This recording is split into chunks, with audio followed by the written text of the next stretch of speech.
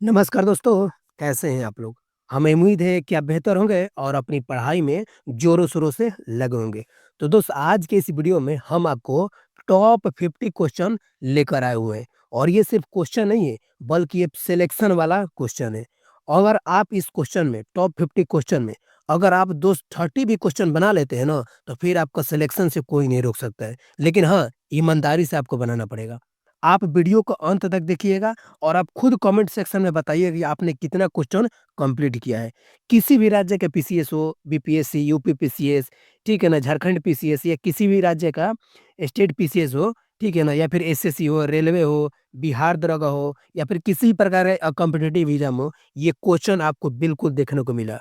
और ये सिर्फ़ क्वेश्चन नहीं है, ये थ्योरी से डीप से निकाला हुआ आपको बारीकी से क्वेश्चन को एनालाइज़ करके ये चीज़ें दिया जा रहा है। ठीक है ना? तो दोस्त इस वीडियो को आप देखिए और नए व्यूअर से ना रिक्वेस्ट है कि एक बार आप ईमानदारी से इस वीडियो को देखिए। आप खुद सोचिएगा कि आपका दिमाग हिल जाएगा, ये क्वेश्चन नहीं बल्कि सिलेक्शन वाला चीज़ है। ठीक है ना? तो आप ईमानदारी से टॉप 50 क्वेश्चन लगाइए और बिना समय गवाए हम चलिए आज का पहला क्वेश्चन शुरू करते हैं। ठीक है ना? और देखते हैं कि जो विद्यार्थी इसमें टॉप 50 प्लस जा रहा है, मैं बता रहा हूँ ना कि उसका सिलेक्शन दूर नहीं है। ठीक है? तो चलिए हम अभी शुरू करते हैं। तो आज का जो है पहला प्रश्न क्या है? ध्यान से और बारीकी से देखिएगा दोस्त, ठीक है ना? देखिए आज का जो है पहला प्रश्न है कि रिपब्लिकन पार्टी ऑफ इंडिया के संस्थापक निम्न में से कौन थे? ऑप्शन ए है सुभाष चंद्र बोस, ऑप्शन बी है रमेश चंद्र मजूमदार या फिर ऑप्शन सी है भगत सिंह या फिर ऑप्शन डी है बी आर अम्बेडकर। हम आपको 1 सेकंड नहीं बल्कि 5 सेकंड का समय देते हैं, आप बताइए, ठीक है ना? इसका सही आंसर क्या होगा, ठीक है? तो देखिए इसका सही आंसर क्या होगा? तो इसका सही आंसर हो जाएगा बी आर अम्बेडकर, ठीक है ना? इसका सही आंसर क्या हो जाएगा? B R Ambedkar. B R Ambedkar के द्वारा रिपब्लिकन पार्टी के ऑफ इंडिया के संस्थापक के रूप में जाना जाता है। देख सकते हैं आपको फ़ोटो के माध्यम से भी सारी चीज़ें लगा दी हैं, ठीक है ना? वीडियो पे भरोसा रखिएगा और खुद पे कॉन्फिडेंस बना के रखिएगा। सिलेक्शन ज़रूर होगा अगर आप 30 प्लस कर लेते हैं, ठीक है ना? तो आप वीडियो अंत तक देखिए, ठीक है? और बताइए। ठीक है? क्वेश्चन नंबर सेकंड क्या है? ध्यान से देखिए, ये क्वेश्चन जो है वीवीआई क्वेश्चन है, ठीक है ना? बार-बार एग्ज़ाम में पूछा हुआ क्वेश्चन है। बोल रहा है कि वर्ष 1920 की खिलाफत कमेटी की सभा जिसमें गांधी जी से असहयोग आंदोलन के नेतृत्व को संभालने का अनुरोध किया गया था। आखिर जो है यह सभा किस शहर में हुई थी? देखिए कितना बेहतरीन क्वेश्चन है। ये सभा पूछ रहा है आखिर किस शहर में हुई थी? ऑप्शन ए है लखनऊ में, ऑप्शन बी है लाहौर में या फिर ऑप्शन सी है इलाहाबाद या फिर ऑप्शन डी है कराची में। आप खुद बताइए इसका सही आंसर क्या होगा? तो मैं इसका खुद आंसर बताता हूँ, ठीक है ना? आप कमेंट सेक्शन में ज़रूर बताइए क्योंकि आपको टाइमिंग हम 5 सेकंड के लिए हर एक वीडियो में देते जा रहे हैं, ठीक है ना? तो इसका सही आंसर क्या हो जाएगा? इसका सही आंसर हो जाएगा इलाहाबाद, ठीक है ना? इलाहाबाद में जो सभा हुई थी, उसी में जो है गांधी जी ने असहयोग आंदोलन के नेतृत्व को संभालने का अनुरोध किया था। समझ में आ गया ना?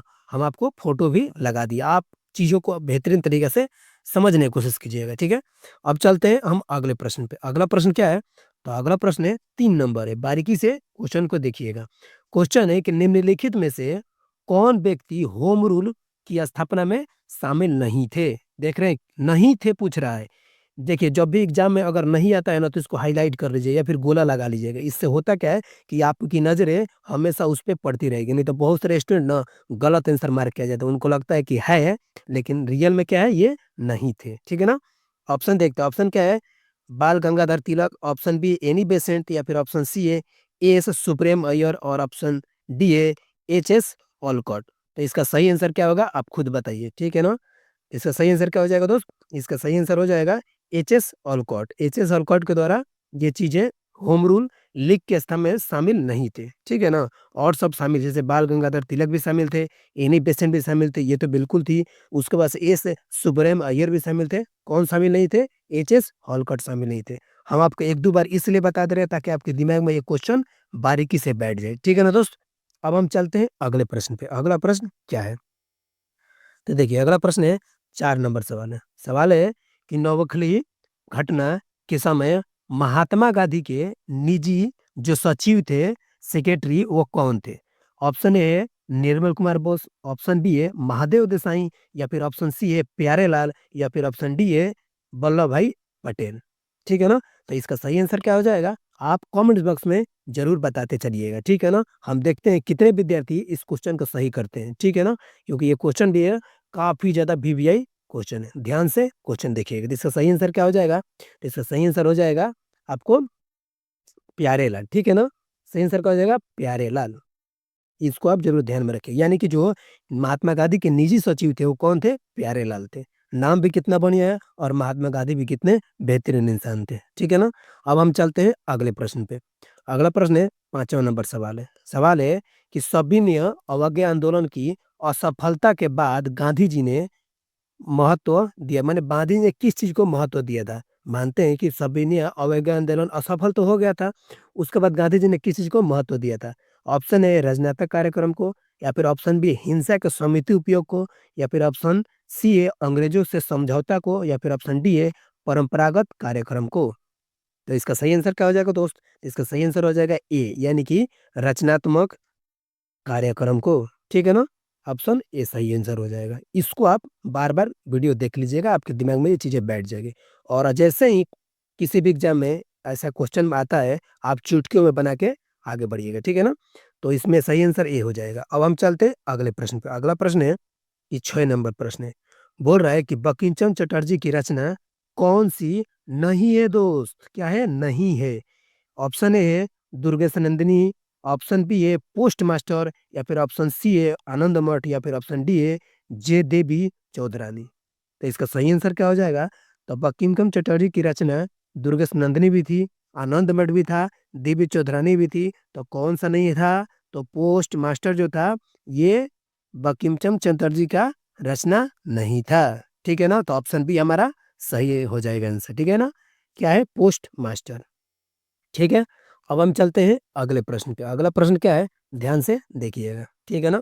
तो अगला प्रश्न है कि 7 नंबर प्रश्न है, 7 नंबर है। बोल रहा है कि वर्ष 1911 में किस सामाजिक कार्यकर्ताओं ने ब्रिटिश विधान परिषद के समक्ष निःशुल्क तथा अनिवार्य प्राथमिक शिक्षा का प्रस्ताव रखा था? देखिए कितना बेहतरीन क्वेश्चन है, ठीक है ना?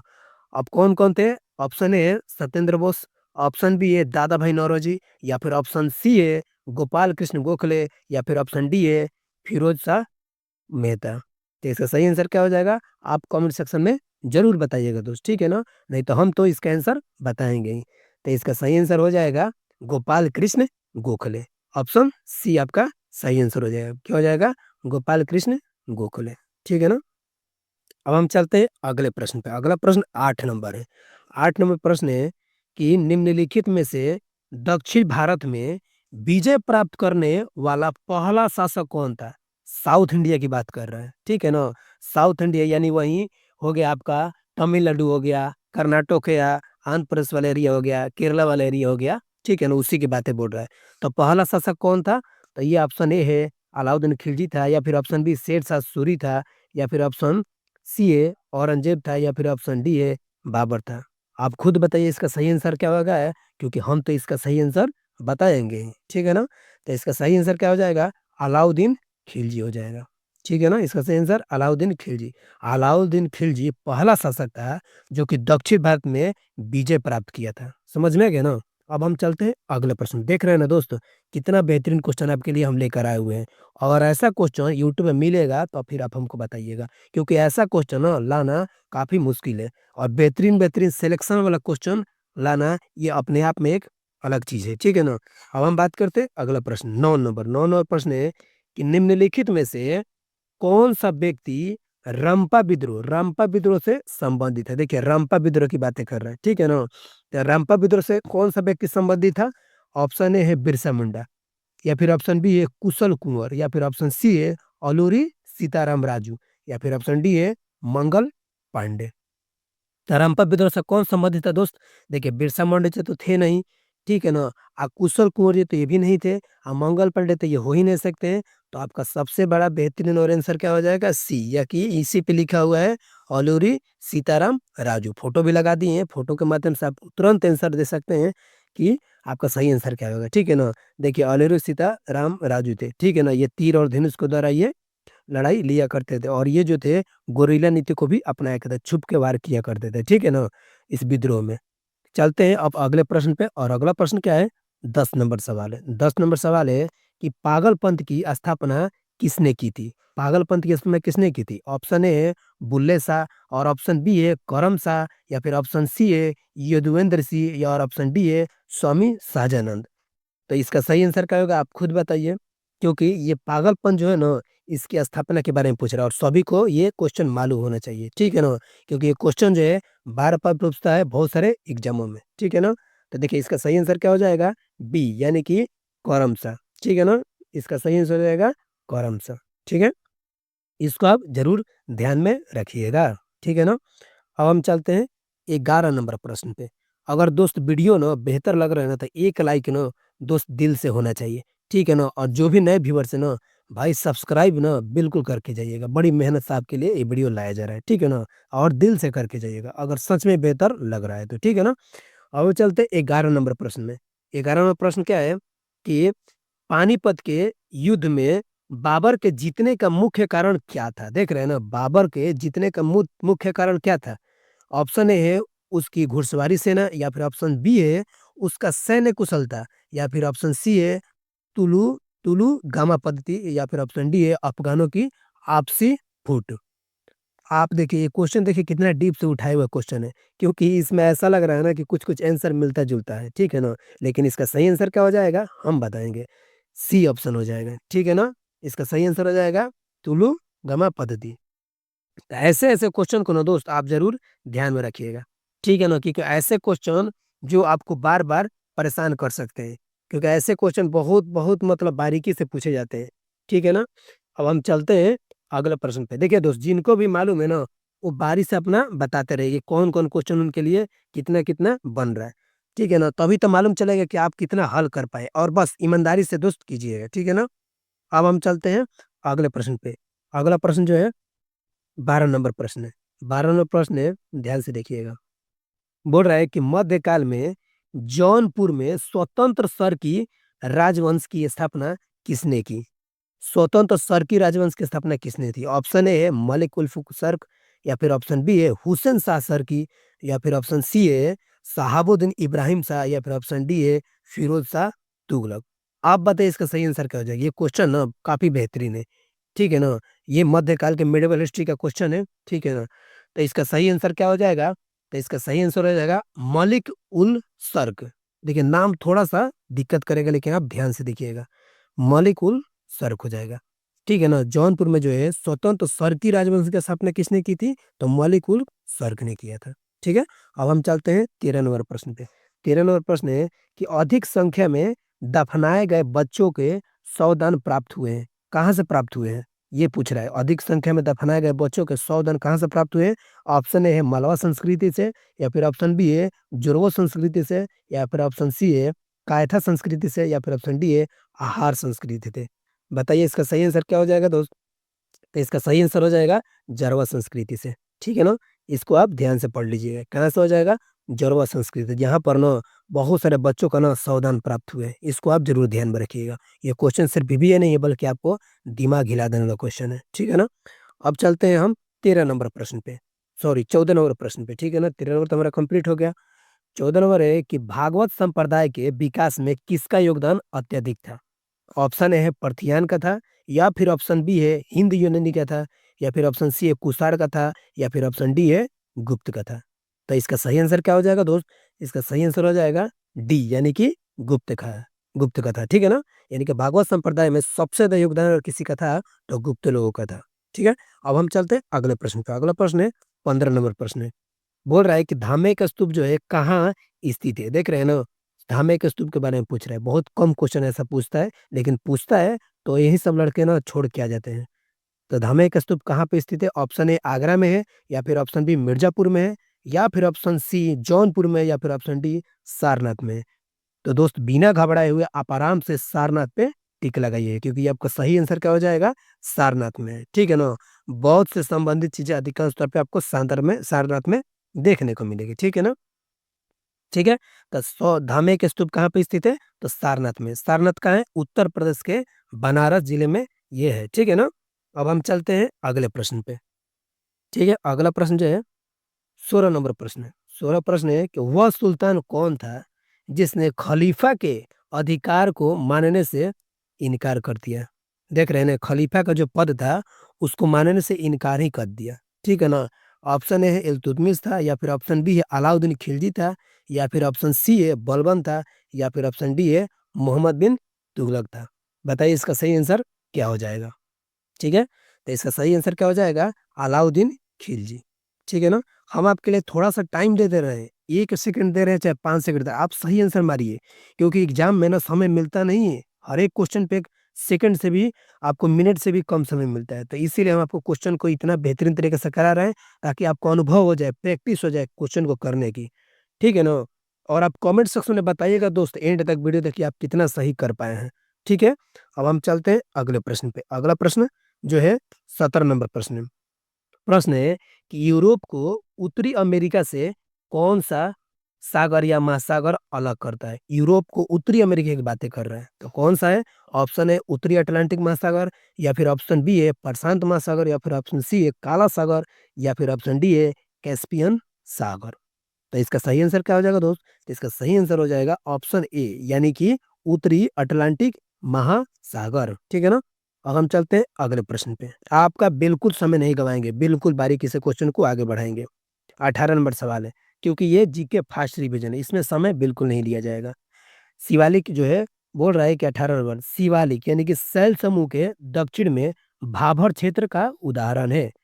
भाभर क्षेत्र का उदाहरण कौन है? ऑप्शन ए दिया है मध्यभूमि स्थिति का, या फिर ऑप्शन डी है अंतरा पर्वतीय स्थिति का, या फिर ऑप्शन सी है गिरिपथ स्थिति का, या फिर ऑप्शन डी है इनमें से सभी। बताइए दोस्तों इसका सही आंसर क्या होगा? बताइए। देखिए, लेकिन हम इसका सही आंसर बताते हैं, आपको नहीं मालूम है तो इसका सही आंसर क्या हो जाएगा? गिरिपथ स्थिति का, यानी कि ऑप्शन सी इसका सही आंसर हो जाएगा, गिरिपथ स्थिति का। ठीक है ना? हम आपको समय इसलिए दे रहे हैं ताकि आप आंसर बताइए, क्योंकि आपका कॉन्फिडेंस बिल्ड होना चाहिए। आपको एग्ज़ाम में बेहतरीन तरीके से क्वेश्चन हल करके आना है। ठीक है ना? अब हम चलते हैं 19 नंबर प्रश्न पे। 19 नंबर प्रश्न है, ध्यान से देखिएगा। निम्नलिखित में से कौन-सा सौर परिवार से संबंधित नहीं है? एग्ज़ाम में ऐसे गोला कर लीजिए जिस तरीके से हम कर रहे हैं, ठीक है ना? नहीं जैसे बोलेगा गोला कर लीजिएगा। तो कौन-सा सौर परिवार से संबंधित नहीं है? ऑप्शन ए क्षुद्र ग्रह, या फिर ऑप्शन बी है ग्रह, या फिर ऑप्शन सी है नीहारिका, या फिर ऑप्शन डी है धूमकेतु। ठीक है ना? देखिए इतने सारे स्टार्स हैं, ये हमारा सौर परिवार की बातें कर रहा है। तो इसका सही आंसर क्या हो जाएगा? आप बताइए, नहीं तो हम तो इसका आंसर बताएँगे ही, ठीक है? तो देखिए इसका सही आंसर क्या हो जाएगा? Option C. देखिए निहारिका जो है ना दोस्त, ये सौर परिवार से संबंधित बिल्कुल ही नहीं है। क्षुद्र ग्रह भी है, धूमकेतु भी है, लेकिन निहारिका नहीं है। ठीक है? अब हम चलते हैं अगले प्रश्न पे, 20 नंबर प्रश्न। 20 नंबर जो है ये कथन और कारक से, और ऐसे प्रश्न बीपीएससी, यूपीपीसीएस, यूपीएससी तक ये क्वेश्चन पूछता है। अधिकांश स्टेट पीसीएस हो गया, या फिर खासकर यूपीएससी में ये क्वेश्चन बहुत देखने को मिलता है। तो हम हर एक एग्जाम के लिए क्वेश्चन करवा रहे हैं। आप बिल्कुल ध्यान से इस क्वेश्चन को देखिएगा, ठीक है ना? बोल रहा है कि अनुच्छेद 26 क्या कह रहा है? अनुच्छेद 26 जो है संघ शासित क्षेत्रों का प्रशासन है, मिलाना है, मिलान करके बताना है कौन-सा सही है, ऑप्शन इस पे दिया है। ऑप्शन सॉरी बी बोल रहा है कि अनुच्छेद 40 क्या बोला है संसद सचिवालय, या फिर ऑप्शन सी बोल रहा है अनुच्छेद 98 क्या बोल रहा है धार्मिक कार्यों का प्रबंधन की स्वतंत्रता। ऑप्शन डी बोल रहा है अनुच्छेद 239 की ग्राम पंचायतों का गठन। आखिर जो है अनुच्छेद कौन-कौन से मिल रहा है, मिलान करके बताना है। ठीक है ना? अब बताइए इसका सही आंसर क्या हो जाएगा? ठीक है ना? तो देखिए, आप बता दिए होंगे या फिर नहीं जानकारी है तो हम बताते हैं इसका सही आंसर का जो ऑप्शन है यानी कि 3, 4, 2, 1 देखिए 3 जो है 3, 4, 2, 1 3 जो है किससे मिल रहा है? ए यानी कि अनुच्छेद 26 जो है धार्मिक इससे मिल रहा है। ठीक है ना? यानी कि धार्मिक कार्यों के प्रबंधन के स्रोत देखिए हम आपको मिला के दिखा रहे हैं ताकि आपके दिमाग में बैठ जाए। कहाँ पर? आर्टिकल जो 26 है ये धार्मिक कार्यों के प्रबंधन की स्वतंत्रता देता है। ठीक है ना? आर्टिकल जो है 40 यानी कि बी के 4 हो जाएगा, बी के 4 हो जाएगा। बी का 4 क्या हो जाएगा? ग्राम पंचायतों का गठन हो जाएगा। ऑप्शन मतलब सी क्या बोल रहा है? आर्टिकल 98 क्या बोल रहा है? यानी कि सी के दूसरा यानी कि संसद सचिवालय, ठीक है? और उसके बाद से डी क्या बोल रहा है? 239 ये बोल रहा है आपको संघ शासित और क्षेत्रों का प्रशासन, ठीक है ना? तो हमारा सही आंसर क्या हो जाएगा? ये हो जाएगा, ठीक है? इसको आप ध्यान से देख लीजिएगा, ऐसा क्वेश्चन बारीकी से आता है, ठीक है ना? अब अगला प्रश्न पे देखते हैं, अगला प्रश्न क्या है? अगला प्रश्न है 21 नंबर है 21 नंबर है कि निम्नलिखित क्षेत्रों में से किस एक क्षेत्र में राज्य सरकार का स्थानीय इकाइयों पर नियंत्रण नहीं होता है? बताइए, किस क्षेत्र पे स्थानीय इकाइयों पर नियंत्रण नहीं होता है? ऑप्शन ए है नागरिकों की शिकायतें पे, या फिर ऑप्शन बी है आर्थिक मामले पे, या फिर ऑप्शन सी क्या बोल रहा है विधि निर्माण पे, या फिर ऑप्शन डी बोल रहा है कार्मिक मामले पे। बताइए इसका सही आंसर क्या हो जाएगा, जल्दी जल्दी बताइए दोस्त। जो भी नए व्यूअर्स हैं उनसे रिक्वेस्ट है कि चैनल को लाइक करो जरूर कर दीजिए अगर बेहतर लग रहा है चैनल तो, और सब्सक्राइब तो बिल्कुल करना मत भूलिए, ठीक है ना। ये चैनल ही नहीं बल्कि आपको सिलेक्शन कराने वाला सफलता एकेडमी चैनल है, ठीक है ना दोस्त। और बहुत सारे मेरे बिहार स्पेशल का भी सीरीज चल रहा है, आप देख लीजिएगा। उसके बाद से आपको हम आपको जीके जीएस हो गया, साइंस हो गया, सब आपको चैनल पर कंप्लीट करवा रहे हैं। तो देखिए इसका सही आंसर क्या हो जाएगा दोस्त, नागरिकों की शिकायतें। देखिए नागरिकों की जो शिकायतें हैं ना, ये जो है स्थानीय इकाइयों का नियंत्रण नहीं होता है। आर्थिक मामले हो सकता है, विधि निर्माण हो सकता है, या फिर कार्म कामरिक मामले हो सकता है, ठीक है ना। अब हम चलते हैं 21 नंबर सवाल तो कंप्लीट होगा, अब हम चलते हैं 22 नंबर सवाल पे। 22 नंबर सवाल क्या बोल रहा है, 22 नंबर सवाल ध्यान से देखिएगा, ये थोड़ा सा क्वेश्चन कॉम्प्लिकेटेड है, ध्यान से देखिएगा। बोल रहा है 22 नंबर कि निम्नलिखित कथन या कथनों में से कौन सा कथन गलत है। ऑप्शन ए बोल रहा है कि मौलिक अधिकार का संविधान का भाग जो 3 है यूएस के बिल ऑफ राइट्स पर आधारित है, या फिर बी बोल रहा है कि संविधान के अनुच्छेद 21 के अंतर्गत मृत्यु का अधिकार मूलभूत अधिकार है, या फिर सी बोल रहा है भारतीय संविधान का एक पूर्ण संघीय संविधान है, या फिर ऑप्शन डी बोल रहा है भारतीय संविधान के अनुसार मूलभूत अधिकारों को हटाया जा सकता है। थोड़ा सोच के इस क्वेश्चन को आंसर दीजिएगा। हम आपके लिए 5 सेकंड का टाइमिंग भी बोलिएगा तो लगा देंगे, ठीक है ना। आप बताइए इसका सही आंसर क्या हो जाएगा। तो देखिए ऑप्शन ए है केवल बी और सी हो जाएगा, या फिर ऑप्शन बी है सी और डी हो जाएगा, या फिर ऑप्शन सी है सिर्फ बी होगा, या फिर ऑप्शन डी है बी सी और डी होगा। बताइए इसका सही आंसर क्या हो जाएगा। तो देखिए इसका भाई सही आंसर क्या हो जाएगा, तो इसका सही आंसर हो जाएगा डी, यानी कि केवल बी सी और डी हो जाएगा। समझ में आ गया ना, यानी कि इसको आप जरूर ध्यान में रखिएगा, ठीक है ना। यानी कि इसमें कौन हो जाएगा, बी हो जाएगा, सी हो जाएगा और डी हो जाएगा, ठीक है ना। अब हम चलते हैं अगले प्रश्न। देखिए वीडियो थोड़ा सा लंबा होगा दोस्त, वीडियो थोड़ा सा लंबा होगा, लेकिन आप बारीकी से देखिएगा ना, आपका दिमाग हिल जाएगा और क्वेश्चन बनाने का अनुभव भी हो जाएगा, और किसी भी एग्जाम में ना आपको दिक्कत नहीं होगा। और अगर 30 क्वेश्चन हम तो बताते रहे हैं, अगर 30 क्वेश्चन भी कोई विद्यार्थी बना लेता है ना वीडियो देखने के बाद, बता रहे उसको सिलेक्शन से कोई नहीं रोक सकता है। ये क्वेश्चन है, क्वेश्चन का भंडार है, और बेहतरीन क्वेश्चन है, सिलेक्शन वाला है। समझ रहे हैं ना। आप खुद देखते होंगे जो भी पीएससी यूपीएससी या किसी भी एग्जाम में बैठते होंगे, ऐसे ऐसे क्वेश्चन उनका दिमाग में आता होगा या फिर देखने को मिलता होगा, ठीक है ना। अब हम चलते हैं 23 नंबर प्रश्न पे। प्रश्न बोल रहा है कि वर्ष 2011 में भारत के संविधान में होने वाले 97वें संशोधन का संबंध किस विषय से था। ऑप्शन ए 14 वर्ष तक के बच्चों को अनिवार्य निःशुल्क शिक्षा से था, या फिर ऑप्शन बी है सहकारी संस्थाओं का गठन व कार्य संचालन से था, या फिर ऑप्शन सी आतंकवाद से निपटने हेतु कठोर प्रयास से था, या फिर ऑप्शन डी है भ्रष्टाचार रोकने हेतु लोकपाल की व्यवस्था से था। बताइए इसका सही आंसर क्या हो जाएगा। क्वेश्चन देखिए कितना बेहतरीन है, ये क्वेश्चन जो है पॉलिटी से, संविधान से। ये क्वेश्चन नहीं बल्कि आपको समझिए कि ये क्वेश्चन सिलेक्शन दिलाने वाला क्वेश्चन है।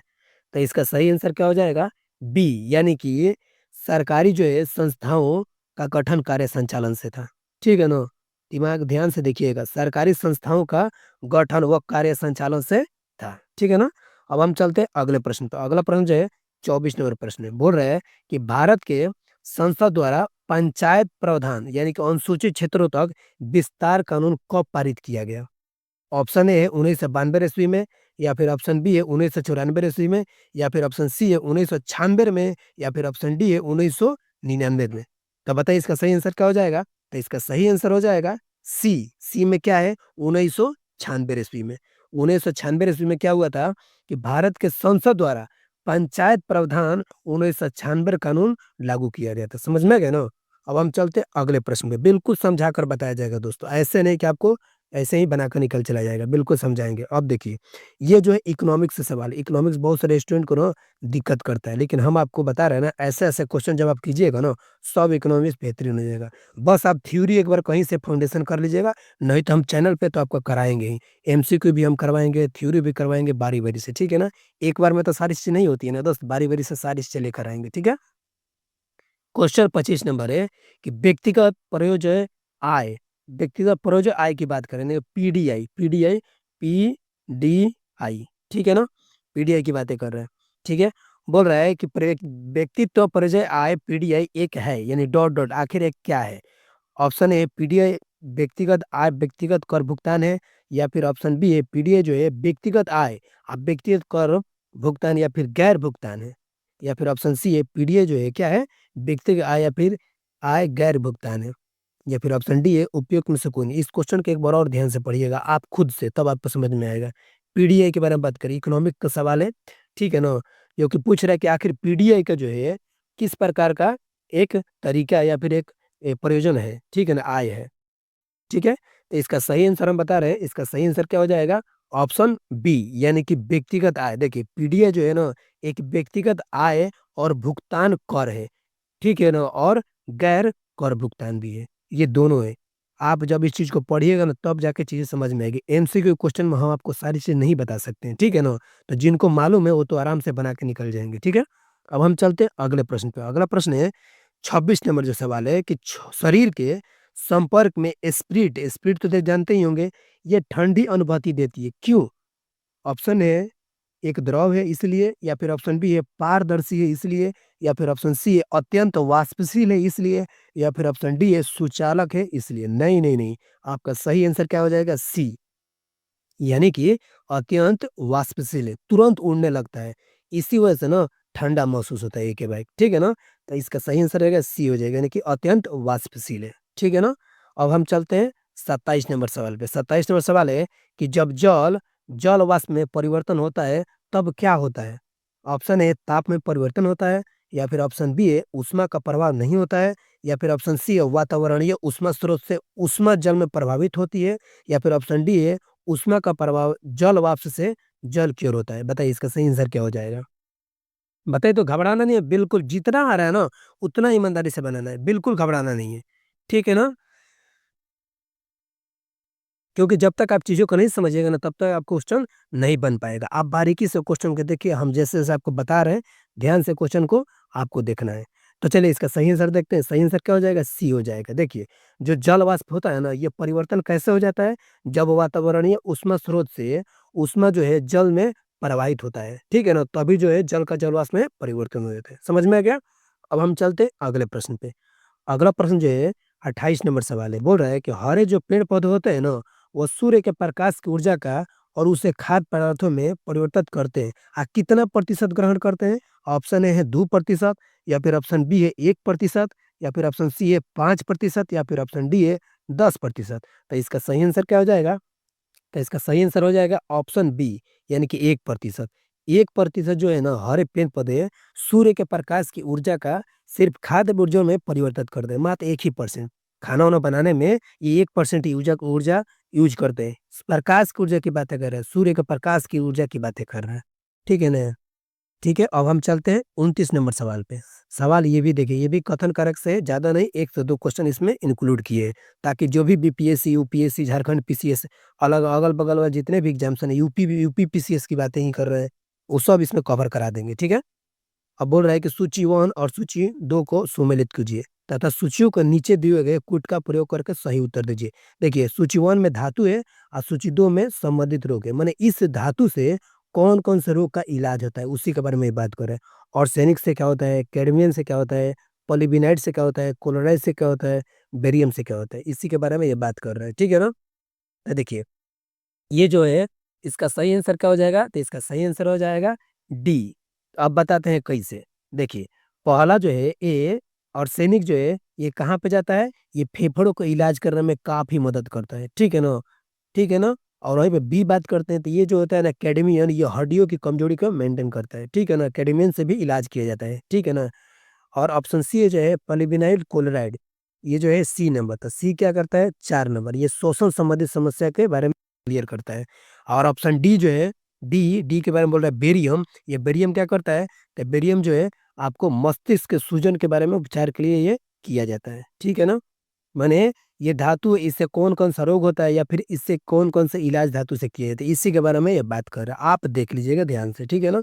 जिनको मालूम होगा वो आराम से इस क्वेश्चन को हल कर दिए होंगे। तो ये डी हो जाएगा। 1, 3 और 4, 2 इसको आप ज़रूर ध्यान से रखिएगा। ठीक है ना? 1, 3 और 4, 2 एक बार और इस वीडियो को देखिएगा, आपको सारा चीज़ दिमाग में बैठ जाएगा। अगर ये सब क्वेश्चन आप कर लेते हैं ना, बोलते रहे, आप 30 भी कर लेते हैं ना क्वेश्चन, तो फिर आप निश्चिंत रहिए, ठीक है। अब हम चलते हैं 30 नंबर सवाल पे। वीडियो थोड़ा सा लंबा हो सकता है दोस्त, लेकिन उस वीडियो का क्या मतलब जिस वीडियो में कुछ मिले नहीं आपको, है कि नहीं। अब देखिए 30 नंबर है कि सांद्र सल्फ्यूरिक अम्ल जो है कि उपस्थिति में एसिटिक अम्ल तथा एथिलीन एल्कोहल के मध्य होने वाली अभिक्रिया कहलाती है। क्या कहलाती है? ऑप्शन ए है जल अपघटन कहती है, या फिर ऑप्शन सी है हाइड्रोजनीकरण बोलती है, या फिर ऑप्शन बी है साबुनीकरण है, या फिर ऑप्शन डी है एस्टिरीकरण है। तो देखिए इसका सही आंसर क्या हो जाएगा? ऑप्शन डी यानी कि एस्टिरीकरण हो जाएगा, ठीक है ना। अब हम चलते हैं बिना समय गवाए अगले प्रश्न पे, ठीक है ना। 31 नंबर सवाल है, बोल रहा है कि ग्रेफाइट में परतों को एक दूसरे से मिलाकर रखा जाता है। कैसे रखा जाता है? ऑप्शन ए वंडर वाल्स बलों द्वारा, या फिर ऑप्शन बी धात्विक आबंधों द्वारा, या फिर ऑप्शन सी आयनी आबंधों द्वारा, या फिर ऑप्शन डी स्वसंयोजी आबंधों द्वारा। तो इसका सही आंसर क्या हो जाएगा? ग्रेफाइट की जो परतें होती है उसको जो है वाल्डनर वाल्स बलों द्वारा एक दूसरे को मिलाकर रखा जाता है, ठीक है ना। ऑप्शन हमारा ए सही आंसर हो जाएगा। अब हम चलते हैं अगले प्रश्न पे, 32 नंबर सवाल पे। सवाल है कि निम्नलिखित में से कौन सा एक यातायात संचालित नगरों में भूरी वायु यानी कि भूरी वायु बनने से संबंध है? ऑप्शन ए है सल्फर डाइऑक्साइड, और या फिर ऑप्शन बी है नाइट्रोजन डाइऑक्साइड, या फिर ऑप्शन सी है कार्बन डाइऑक्साइड, या फिर ऑप्शन डी है कार्बन मोनोऑक्साइड। तो इसका सही आंसर क्या हो जाएगा दोस्त? तो इसका सही आंसर हो जाएगा सल्फर डाइऑक्साइड। और सल्फर डाइऑक्साइड कहाँ पर है? तो ऑप्शन ए यानी कि ए हो जाएगा हमारा सही आंसर, ठीक है ना। तो ऑप्शन ए मतलब सल्फर डाइऑक्साइड हो जाएगा। बारीकी से क्वेश्चन को देखते हुए चल रहे हैं, और वीडियो अगर सच में अच्छा लगा है दोस्त तो लाइक दिल से करते जाइएगा, ठीक है ना। हम आपके लिए बहुत मेहनत से ऐसे वीडियो लेकर आते हैं ताकि कहीं भी आपको दिक्कत ना हो, ठीक है। 33 नंबर सवाल है कि किस प्रकार के ऊतक से मनुष्यों में ग्रंथि का निर्माण होता है? ग्लैंड्स की बातें करें, ग्लैंड से, ठीक है ना। ग्लैंड से जिसे हमको बहुत सारे हार्मोन रिलीज होते हैं, उसी के बारे में बात कर रहे हैं। ऑप्शन ए पेशीय ऊतक में, या फिर ऑप्शन बी उपकला ऊतक में, या फिर ऑप्शन सी है तंत्रिका ऊतक में, या फिर ऑप्शन डी है संयोजी ऊतक में। अब बताइए इसका सही आंसर क्या हो जाएगा, क्योंकि हम आपको बहुत सारा हिंट दे दिए हैं। तो इसका सही आंसर क्या हो जाएगा? इसका इसका हो जाएगा आपको पेशीय ऊतक होगा, या फिर उपकला ऊतक होगा, या फिर तंत्रिका ऊतक होगा, या फिर संयोजी ऊतक होगा। देखिए हम आपको इसलिए कर रहे हैं ताकि आपको समय दे रहे हैं चीजों को समझने की। तो इसका सही आंसर हो जाएगा ऑप्शन बी यानी कि उपकला ऊतक हो जाएगा, ठीक है ना। इसको आप ज़रूर ध्यान से रखिएगा, ठीक है ना? क्योंकि जब तक आप चीज़ों को ध्यान से नहीं समझेंगे तब तक आप सही आंसर नहीं दे पाइएगा। तो इसका सही आंसर हो जाएगा बी यानी कि उपकला ऊतक हो जाएगा। ठीक है, अब हम चलते हैं अगले प्रश्न पे। अगला प्रश्न जो है 34 नंबर सवाल है। मनुष्य की लार में उपस्थित एक घातक लाइसोजाइम होता है, वो किस रूप में कार्य करता है इसके बारे में पूछ रहा है। ध्यान से देखिएगा, जो हमारे मुँह में लाइसोजाइम होता है वो किस प्रकार कार्य करता है? ऑप्शन ए है प्रतिजीवाणु कारक, या फिर ऑप्शन बी है जाइमोजन, या फिर ऑप्शन सी है एमाइलेज, या फिर ऑप्शन डी है लाइपेज। आपको ज़रूर इसके बारे में पढ़े होंगे कहीं न कहीं, और नहीं पढ़े हैं तो हम हैं इसके लिए, ठीक है ना? आप इसका सही आंसर ज़रूर बताइएगा, ठीक है ना? नहीं तो हम तो इसका सही आंसर बताएँगे ही, बस आप वीडियो को ध्यान से देखिएगा। तो देखिए मनुष्य की जो लार होती है ना उसमें उपस्थित जो घातक लाइसोजाइम होता है, वो किस रूप में करता है? तो प्रतिजीवाणु कारक के रूप में कार्य करता है, ठीक है ना? सबको लगा होगा ना कि इसका सही आंसर कुछ और होगा, लेकिन इसी में ना गलती करके आते हैं। तो इसका सही आंसर क्या हो जाएगा? ए, यानी कि प्रतिजीवाणु कारक हो जाएगा, ठीक है ना? अगर वीडियो के माध्यम से किसी प्रकार का कोई दिक्कत हो या कुछ कहना हो तो कमेंट बॉक्स आपके लिए खुला हुआ है। आप जैसे बात कीजिएगा उस पे जो भी अपना राय रखिएगा हम उस पे ज़रूर आपको बात करेंगे, ठीक है ना? अब हम चलते हैं 35 नंबर सवाल पे। 35 नंबर सवाल क्या है कि पौधों में रंध्रों का खुलना या बंद होना किस पर निर्भर करता है? जो पत्ते होते हैं उसमें रंध्र होते हैं या छिद्र होते हैं, वो पानियों को उत्सर्जित करते हैं और शोषित करते हैं। ऐसे करके वो क्या करते हैं, अपना खाना भी बनाते हैं और पानी जब ज़्यादा हो तो उसको भी निकाल देते हैं, ठीक है ना? तो ऑप्शन ए है पारसनारियता में, या फिर ऑप्शन बी है स्फूर्तिदाब में, या फिर ऑप्शन सी है वाष्पोत्सर्जन में, या फिर ऑप्शन डी है नियस्पंदन में। बताइए इसका सही आंसर क्या हो जाएगा? 35 नंबर सवाल है ये। तो देखिए इसका सही आंसर क्या हो जाएगा? ऑप्शन बी यानी कि स्फूर्ति दाब में, ठीक है ना? इसका सही आंसर क्या हो जाएगा? स्फूर्ति दाब में। अब हम चलते हैं 36 नंबर सवाल पे। 36 नंबर सवाल जो है कि निम्न में से कौन फूल का एक अंश या फिर भाग है? है बोल रहा है, नहीं नहीं बोल रहा है बोल रहा है। ऑप्शन ए मध्य सिरा, या फिर ऑप्शन बी है स्त्रीकेसर, या फिर ऑप्शन सी है शिराएँ, या फिर ऑप्शन डी है इनमें से कोई नहीं। देखिए ये अड़हुल का फूल है, ठीक है ना? ये अड़हुल का जो फूल होता है ना, इसी में आपको सारा चीज़ ये फूल का चीज़ें मिल जाएगा। स्त्री केसर किसे कहते हैं, पुंकेसर किसे कहते हैं, उसके बाद से जो हम लोग का ये पत्ता होता है इसको क्या बोलते हैं, सारा चीज़ आपको इसमें मिल जाएगा। लेकिन हमको क्वेश्चन की बातें करना है, तो क्वेश्चन पूछ रहा है कि कौन-सा भाग जो है ना, जो फूल का एक भाग है, तो इसका सही आंसर हो जाएगा स्त्रीकेसर, ऑप्शन बी। स्त्रीकेसर जो है ना, ये फूल का एक भाग होता है, समझ रहे हैं ना इसी में से, ठीक है ना? अब हम चलते हैं अगले प्रश्न पे। अगला प्रश्न जो है, ये जो है 37 नंबर है। 37 में बोल रहा है कि सफ़ेद जो फास्फोरस है ना, उसी के संबंध में निम्नलिखित कथनों पर विचार कीजिए। अब देख लेते हैं कथन क्या है। यह एक विषैला पदार्थ है जिसका उपयोग रासायनिक हथियार के रूप में किया जाता है, बिल्कुल सही है। दूसरा क्या बोल रहा है कि यह अत्यधिक ज्वलनशील है और हवा के संपर्क में आने पर स्वतः ही प्रज्वलित हो जाता है, बिल्कुल राइट है। यानी कि दोनों का दोनों सही है। ये जानते हैं जब हथियार बनाया जाता है ना, इसका भी उपयोग किया जाता है, बम पड़ाकों में भी इसका यूज किया जाता है, ठीक है ना? तो ये हमारा सही आंसर क्या हो जाएगा, बी हो जाएगा, यानी कि एक और दो दोनों सही हो जाएगा, ठीक है ना? अब हम चलते हैं अगले प्रश्न पे। अगला प्रश्न जो है 38 नंबर है। 38 नंबर सवाल है कि सामान्य ठंड में निम्नलिखित में से कौन नासिक संकुचन यानी कि कंजेशन के लिए उत्तरदायी है? ऑप्शन ए है एंटीहिस्टामिन, या फिर ऑप्शन बी है हिस्टामिन, या फिर ऑप्शन सी है प्रतिअम्ल, या फिर ऑप्शन डी है विटामिन। अब बताइए आप इसका सही आंसर हो जाएगा। क्वेश्चन जो है काफ़ी बेहतरीन है। तो इसका सही आंसर है जाएगा ऑप्शन बी, यानी कि हिस्टामिन, ठीक है ना? इसका सही आंसर क्या हो जाएगा, हिस्टामिन। हिस्टामिन है कि जो सामान्य ठंड में भी ये नासिक संकुचन के लिए उत्तरदायी होता है, ठीक है ना? अब हम चलते हैं अगले प्रश्न पे। अगला प्रश्न जो है 39 नंबर सवाल है। सवाल है केंद्रक कला का निर्माण किस कोशिकांग द्वारा होता है? केंद्रक कला की बातें कर रहा है, ठीक है ना? ऑप्शन ए अंतर्द्रव्य जालिका में, या फिर ऑप्शन बी है हरित लवक में, या फिर ऑप्शन सी है माइटोकॉन्ड्रिया में, या फिर ऑप्शन डी है गोल्गी काय में। बताइए इसका सही आंसर आप बताइए, बिल्कुल निश्चिंत होकर बताइएगा दोस्त। आपको 30 प्लस पार करना है, 30 प्लस ज़रूर पार करना है, ठीक है ना? हम बता रहे हैं ना, माँ-बाप का बिल्कुल पैसा नहीं बर्बाद करना है, ठीक है ना? सिलेक्शन लेके आपको ज़रूर जाना है, क्योंकि आपके माँ-बाप आपके सिलेक्शन का इंतज़ार कर रहे हैं, ठीक है ना? तो इसका सही आंसर क्या हो जाएगा बताइए दोस्त? इसका सही आंसर नहीं बताइएगा तो हम हैं ना आपके लिए। तो इसका सही आंसर क्या हो जाएगा? ऑप्शन है, यानी कि अंतर्द्रव्य जालिका में, ठीक है ना? अंतर्द्रव्य जालिका में, ठीक है ना? यानी केंद्रक कला का जो निर्माण होता है ना, किस कोशिकांग में होता है? तो अंतर्द्रव्य जालिका में होता है, ठीक है ना? अब हम चलते हैं 40 नंबर प्रश्न पे। 40 नंबर प्रश्न है कि लसिका एवं रुधिर किस ऊतक का उदाहरण है? लसिका और रुधिर किस ऊतक का उदाहरण है? ऑप्शन है ग्रंथि ऊतका का, या फिर ऑप्शन बी उपकला ऊतका का, या फिर ऑप्शन सी है पेशिका ऊतका का, या फिर ऑप्शन डी है संवहनी ऊतका का। बताइए इसका सही आंसर क्या हो जाएगा दोस्त? ठीक है ना?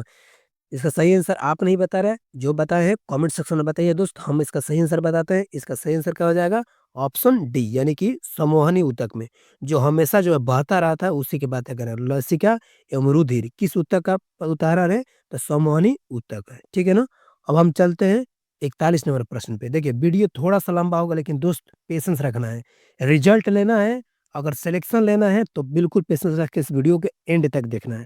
क्योंकि एंड तक वीडियो जब देखिएगा तभी आपको मालूम चलेगा क्वेश्चन हमने कितना क्लियर किया, ठीक है ना? अब हम बात करते हैं 41 में, बोल रहा है कि भारतीय अर्थव्यवस्था, देखिए इकोनॉमिक्स का सवाल है, थोड़ा सा ध्यान से आपको देखना है, ठीक है ना? बोल रहा है कि भारतीय अर्थव्यवस्था के संदर्भ में खुला बाजार परिचालन किसे निर्दिष्ट करता है? ऑप्शन है अनुसूचित बैंकों द्वारा आरबीआई से ऋण लेना, यानी कि लोन लेना, या फिर ऑप्शन बी है वाणिज्यिक यानी कि कमर्शियल बैंकों द्वारा उद्योग और व्यापार क्षेत्रों में लोन लेना, या फिर ऑप्शन सी है आरबीआई द्वारा सरकारी प्रतिभूतियों को क्रय और विक्रय करना, या फिर ऑप्शन डी है एक और बी दोनों। उन्हें बोल रहा है कि ए और बी कौन सा होगा? दोनों होगा या फिर ए और बी होगा? बताइए। बताइए तो जल्दी-जल्दी बताइए। जो भी दोस्त है बताइए अपना आंसर बताइए, सही आंसर इसका क्या होगा? तो देखिए इसका सही आंसर क्या हो जाएगा? ऑप्शन सी, आरबीआई द्वारा सरकारी प्रतिभूतियों के यानी कि क्रय और विक्रय करना, ठीक है ना? देखिए ये भारतीय अर्थव्यवस्था के संदर्भ में बोल रहा है कि खुला बाजार का परिचालन आखिर किसे निर्दिष्ट करता है, माने किसे बताता है? तो ये आरबीआई द्वारा सरकारी प्रतिभूतियों के क्रय और विक्रय को करने को बताता है, ठीक है ना? अब हम चलते हैं अगले प्रश्न पर। अगला प्रश्न बोल रहा है 42 नंबर, बोल रहा है कि पूंजी खाता परिवर्तनीयता की सिफारिश निम्न में से किस समिति ने की थी? ऑप्शन ए है तारापुर समिति ने, या फिर ऑप्शन बी है अभित हुसैन समिति ने, या फिर ऑप्शन बी है सी है रंगराजन समिति ने, या फिर ऑप्शन डी है नरसिंह समिति ने। तो इसका सही आंसर क्या हो जाएगा? तो इसका सही आंसर हो जाएगा दोस्त तारापुर समिति ने, ठीक है ना? क्या हो जाएगा? ए नंबर, तारापुर समिति ने। क्वेश्चन को बारी-बारी से पढ़िएगा, ध्यान से पढ़िएगा और वीडियो एक बार में नहीं समझिएगा, 2 बार देखिएगा। लेकिन ये वीडियो देखते हैं ना, आपको सिलेक्शन के नज़दीक ले जाने का ये कार्य करेगा। अब हम चलते हैं 43 नंबर सवाल पे। सवाल क्या है? 43 नंबर। भूगोल को देखिए, ये ज्योग्राफी का सवाल है, ठीक है ना? भूगोल को मानव परिस्थिति के रूप में परिभाषित करने वाला विद्वान कौन था? बोल रहा है भूगोल को मानव परिस्थिति के, सॉरी दोस्त, यहाँ पर 2 बार लिखा गया है, इसके लिए माफी चाहते हैं, ठीक है ना? तो देखिए, मानव परिस्थिति के रूप में परिभाषित करने वाला विद्वान कौन था? ऑप्शन ए है विडाली डबलास, या फिर ऑप्शन बी है एच एर बैरेज, या फिर ऑप्शन सी है जीन ब्रूस, या फिर ऑप्शन डी है बेड्रिक रेडजेट्स। बताइए दोस्तों, इसका सही आंसर क्या हो जाएगा? इसका सही आंसर क्या हो जाएगा? इसका सही आंसर हो जाएगा एच एच बैरेज, ठीक है ना? इसका सही आंसर क्या हो जाएगा? एच एस बैरेज, ठीक है ना? बोल रहा है कि मानव को, यानी कि भूगोल को मानव परिस्थितिकी के रूप में परिभाषित करने वाला विद्वान कौन था? ठीक है ना? भूगोल के परिस्थिति के रूप में ये थोड़ा सा नहीं हो जाएगा, ठीक है ना? तो विद्वान के रूप में कौन था? तो ये हो जाएगा आपका सही आंसर बी, यानी कि एच एस बैरेज हो जाएगा। क्या हो जाएगा? एच एस बैरेज हो जाएगा, ठीक है ना? अब हम चलते हैं 44 नंबर। थोड़ा सा टाइपिंग करने में गलती हो जाता है, तो उसके लिए माफी चाहते हैं, ठीक है ना? 1 सेकेंड। अब हम चलते हैं 44 नंबर क्वेश्चन पे। क्वेश्चन जो है, भारत के निम्नलिखित क्षेत्रों में से कौन सा पारिस्थितिकी उष्ण स्थल माना जाता है? ऑप्शन ए पश्चिमी हिमालय, या फिर ऑप्शन बी है पूर्वी हिमालय, या फिर ऑप्शन सी है पश्चिमी घाट, या फिर ऑप्शन डी है पूर्वी घाट। अब बताइए इसका सही आंसर क्या हो जाएगा? इसका सही आंसर हो जाएगा, आप इसको बेहतरीन तरीके से बताइएगा, हम तो आपको बताएंगे ही, ठीक है ना? तो इसका सही आंसर हो जाएगा पश्चिमी घाट। और पश्चिमी घाट कहाँ पे है? जैसे मानते हैं कि नीचे वाला जो एरिया होता है उसको पश्चिमी घाट, सॉरी, बगल वाला, जैसे कि नॉर्थ वाला हो गया, साउथ वाला हो गया, और नॉर्थ वाला ईस्ट वाला हो गया, ठीक है ना? तो उसी में जो बोल रहा है कि पश्चिमी घाट जो एरिया होता है, ये भारत के पारिस्थितिकी यानी कि उस स्थल को माना जाता है। समझ में आ गया ना? अब हम चलते अगले प्रश्न पे। अगला प्रश्न जो है 45 नंबर सवाल है। 45 नंबर सवाल जो है हर बार एग्जाम में पूछा हुआ सवाल है। बोल रहा है कि विश्व संगीत दिवस कब मनाया जाता है? यानी कि वर्ल्ड म्यूजिक डे कब मनाया जाता है?